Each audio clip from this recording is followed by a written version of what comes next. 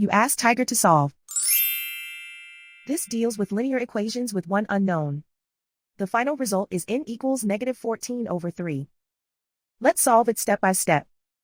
Simplify the expression. Expand the parentheses. Simplify the arithmetic. Group all n terms on the left side of the equation. Subtract 7n from both sides.